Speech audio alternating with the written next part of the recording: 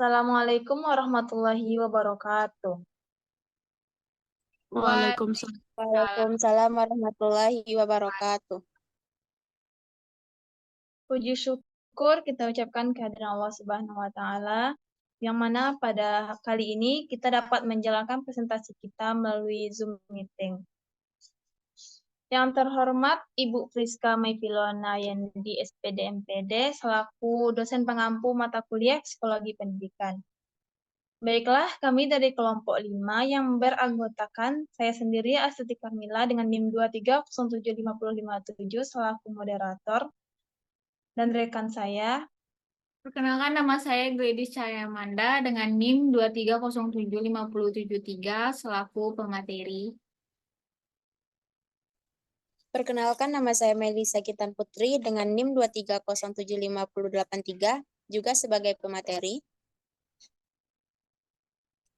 Perkenalkan, nama saya Radetun Narjo Putri dengan NIM 230755169 sebagai pemateri. Baiklah, pada kesempatan kali ini kami akan mempresentasikan tentang bakat dan peranannya dalam belajar.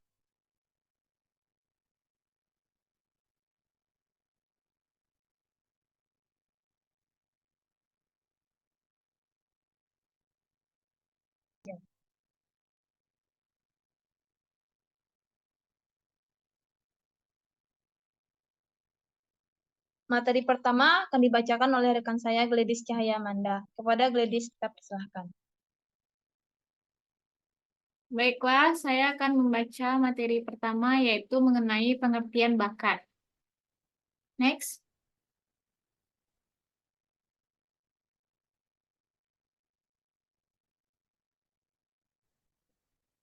Dalam Kamus Besar Bahasa Indonesia, bakat berarti dasar atau kepandaian, sifat, dan pembawaan yang dibawa dari lahir. Pengertian bakat menurut Munandar, bakat adalah kemampuan bawaan sebagai potensi yang masih perlu dikembangkan dan dilatih agar dapat terwujud.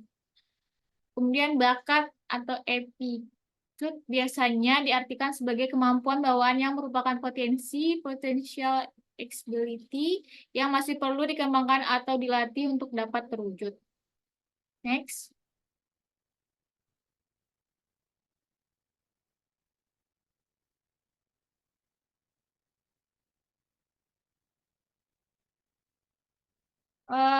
Pengertian bakat menurut beberapa ahli yaitu ada dari William B. Michel.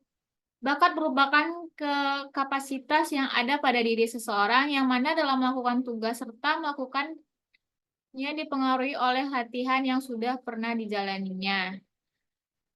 Bakat menurut S.C. Utami Munandar 1985, bakat diartikan sebagai sebuah kemampuan bawaan dari seseorang yang mana itu merupakan potensi yang masih harus dikembangkan lebih dalam lagi dan dilatih supaya dapat mencapai impian yang akan diwujudkan.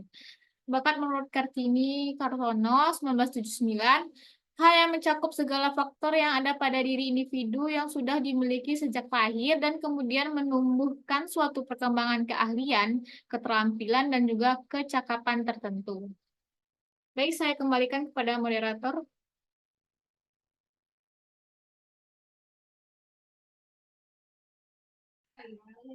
Terima kasih kepada Gladys atas penjelasannya. Selanjutnya, jenis-jenis bakat yang akan dijelaskan oleh rekan saya Melisa Gintan Putri. Kepada Melisa, kita persilahkan. Baiklah, saya akan membacakan materi yang kedua, yaitu jenis-jenis bakat. Yang pertama yaitu bakat alami. Bakat alami merupakan bakat yang dimiliki oleh individu sejak lahir. Bakat ini akan muncul seiring manusia beranjak dewasa. Yang kedua yaitu bakat turunan. Sesuai dengan jenis bakat turunan merupakan bakat yang dimiliki dari turunan orang tua atau keluarga. Yang ketiga yaitu bakat kebiasaan. Bakat yang timbul akibat adanya kebiasaan yang dilakukan secara terus-menerus dan berulang-ulang sehingga tanpa disadari membuat kemampuan individu tersebut terasah. Next. Beberapa bakat yang ada di dalam diri manusia. Pertama, arsiver, berprestasi. Kemampuan yang dimiliki seseorang yang selalu mendorongnya agar bisa terus berprestasi. Yang kedua, aktif atau veter. Suka melakukan hal-hal yang sifatnya konkret. Yang ketiga, adaptability. Senang mengaktifkan. Orang yang dapat beradaptasi atau menyesuaikan diri dengan mudah dalam suatu keadaan. Yang keempat, analytical. Menyesuaikan diri, terbiasa berbicara dengan menggunakan bahasa ataupun data. Yang kelima, atau arranger. Senang mengorganisir. Memiliki kemampuan dalam menyelaraskan keberagaman yang ada. Yang keenam, belief. Teguh dalam keyakinan. Memiliki keyakinan dan nilai yang sama sekali tidak pernah berubah. Yang ketujuh, comment. Naluri untuk mengomendo. Selalu ingin melakukan pertanggungjawaban. Yang kedelapan, communication. Komunikasi. Orang yang senang sekali berkomunikasi. Yang kesembilan, competition atau kompetisi. Selalu berusaha untuk menjadi lebih baik dari orang lain. 10. Connectedness. Sambung batin. Memiliki keyakinan yang kuat saat menjelaskan sebuah gejala secara batin. 11. Konsistensi atau fairness bakat. Untuk melihat sebuah kesamaan di dalam diri setiap orang yang ada. 12. Konteks. Menghubungkan masa lalu dengan masa yang akan datang. 13. Deliberatif atau penuh perhitungan. Selalu bertindak dengan sadar, selalu bertindak dengan berpikir terlebih dahulu dengan hati-hati. 14. Developer. Sering membantu orang yang sedang berkembang, memiliki kemampuan dalam melihat potensi yang ada di dalam diri orang lain. Yang 15. Disiplin. Individu yang memiliki kepiawaian dalam menciptakan sebuah sistem, jadwal, dan prosedur. Yang ke-16 yaitu empati. Bisa merasakan perasaan orang lain, seseorang yang bisa merasakan emosi yang dirasakan oleh orang lainnya. 17 itu fokus. Memiliki tujuan dan arah serta dapat mengoreksi diri sendiri ketika terjadi penyimpangan. 18 futuristik. Memandang ke masa depan. Orang-orang seperti ini selalu melihat jauh ke masa yang akan datang. Cukup sekian materi yang dapat saya sampaikan. Saya kembalikan kepada moderator. Baiklah, terima kasih atas penjelasannya. Selanjutnya, materi tentang faktor yang mempengaruhi perkembangan bakat yang akan dibacakan oleh rekan saya, Radiatun Najwa Putri. Kepada Radiatun, kita persilakan. Baik, terima kasih kepada moderator. Saya akan membacakan faktor yang mempengaruhi perkembangan bakat.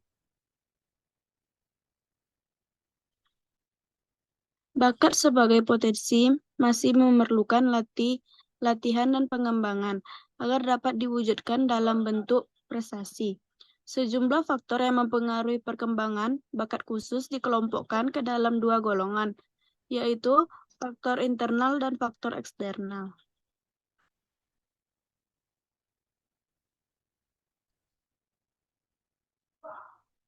Faktor internal adalah faktor yang berasal dalam diri individu. Faktor-faktor internal tersebut mencakupi yang pertama, minat, yang kedua, motif berprestasi, yang ketiga, keberanian mengambil resiko, yang keempat, ulet dan tekun, yang kelima, kegigihan dan daya juang.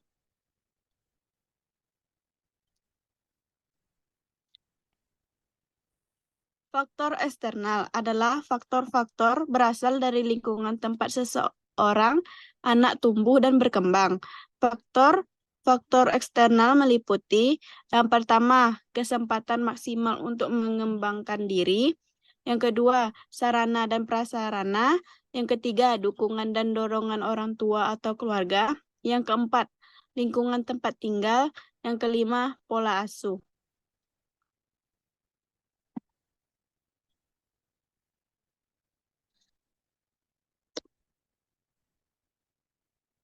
Terima kasih atas penjelasannya. Terima kasih kepada Dea atas penjelasannya. Selanjutnya, hubungan minat dengan bakat yang akan dijelaskan oleh rekan saya, yaitu Gladys Cahaya Amanda. Kepada Gladys, kita persilahkan. Baik, terima kasih kepada moderator. Saya akan menjelaskan mengenai hubungan minat dengan bakat. Next.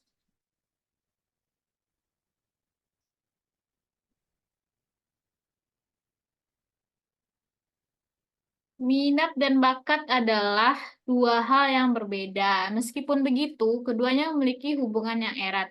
Bakat yang didukung dengan minat atau sebaliknya merupakan kombinasi terbaik untuk meraih kesuksesan dalam suatu bidang. Bakat memerlukan minat agar lebih berkembang dan minat memerlukan bakat agar hasilnya makin maksimal. Next.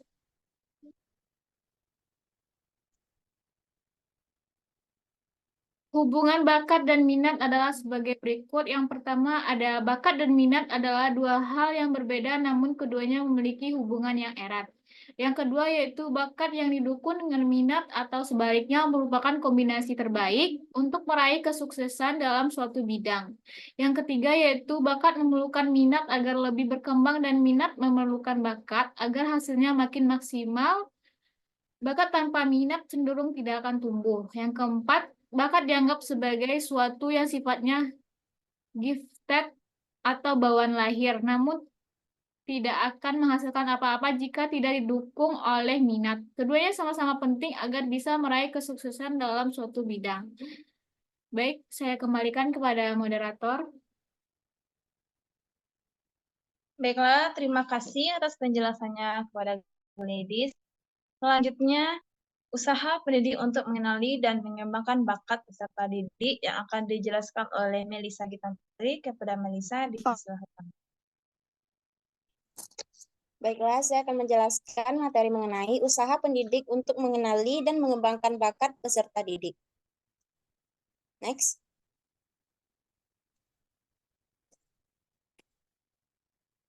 Usaha pendidik untuk mengenali dan mengembangkan bakat peserta didik yaitu yang pertama memberikan perhatian. Setiap individu memiliki bakat yang unik sehingga perhatian khusus diperlukan untuk mengenali dan mengembangkan bakat tersebut. Guru harus memperhatikan setiap peserta didik untuk mengetahui apa yang terjadi dengan mereka dan apa yang mereka butuhkan untuk mengembangkan bakatnya. Yang kedua, kerjasama dengan orang tua. Kerjasama antar guru dan orang tua sangat penting dalam mengembangkan bakat peserta didik. Guru dan orang tua memiliki peran yang sama dalam pendidikan anak, yaitu mendidik, mengasuh, membimbing, membina, serta memimpin anak menjadi dewasa. Yang ketiga, yaitu belajar atau latihan. Belajar atau latihan adalah proses yang penting dalam mengembangkan bakat. Guru harus memberikan latihan-latihan yang rutin dan terus-menerus untuk mengangkat bakat yang terpendam dan membuatnya berkembang. Dengan demikian, bakat yang dahulunya biasa-biasa saja dapat menjadi luar biasa. Next.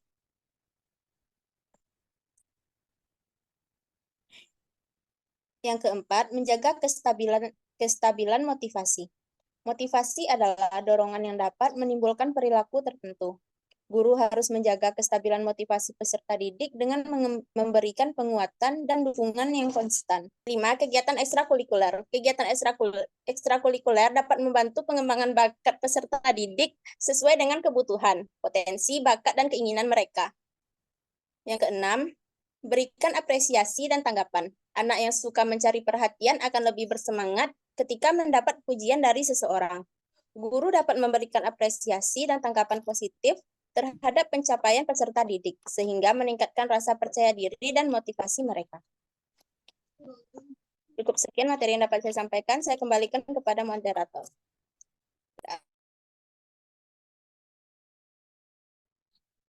Baiklah, terima kasih atas penjelasannya. Baiklah, dapat kita tarik kesimpulan bahwa bakat adalah kemampuan alamiah untuk memperoleh pengetahuan atau keterampilan yang relatif bisa bersifat umum. Misalnya, bakat intelektual atau bakat khusus atau disebut juga dengan bakat akademik khusus. Bakat khusus juga disebut dengan talent. Bakat terbagi menjadi dua jenis, yaitu bakat umum dan bakat khusus. Bakat umum adalah kemampuannya dimiliki seseorang berupa potensi dasar yang sifatnya memang umum. Dalam artian, hampir semua orang memilikinya. Bakat khusus adalah kemampuannya dimiliki seseorang berupa potensi yang khusus, berarti tidak semua orang dapat memilikinya. Faktor perkembangan bakat individu ada dua, yaitu faktor internal yang berasal dari diri dan eksternal yang berasal dari luar individu, seperti lingkungan.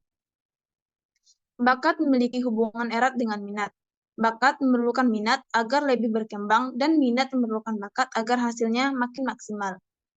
Adapun usaha pendidik dalam mengembangkan minat peserta didik yaitu yang pertama dengan memberikan perhatian, yang kedua dengan kerjasama dengan orang tua, yang ketiga belajar dan latihan, yang keempat menjaga kestabilan motivasi, yang kelima dengan kegiatan ekstrakurikuler, dan yang terakhir yaitu memberikan apresiasi dan tanggapan.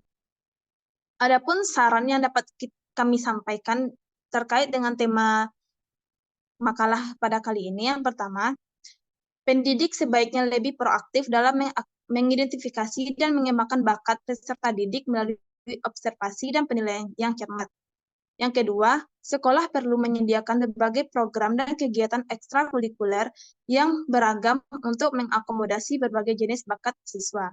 Yang ketiga, orang tua dan guru harus berkolaborasi lebih erat dalam mendukung pengembangan bakat anak, baik di sekolah maupun di rumah. Yang keempat, perlu adanya pelatihan khusus bagi guru untuk meningkatkan kemampuan mereka dalam mengenali dan mengembangkan bakat siswa. Yang kelima, institusi pendidikan sebaiknya mempertimbangkan untuk mengintegrasikan pengembangan bakat ke dalam kurikulum reguler. Yang terakhir, pemerintah diharapkan dapat memberikan dukungan lebih besar dalam bentuk kebijakan dan pendanaan untuk program pengembangan bakat di sekolah. Baiklah, hanya itu materi yang dapat kami sampaikan. Mohon maaf apabila ada kesalahan. Wassalamualaikum warahmatullahi wabarakatuh. Waalaikumsalam. Waalaikumsalam warahmatullahi wabarakatuh.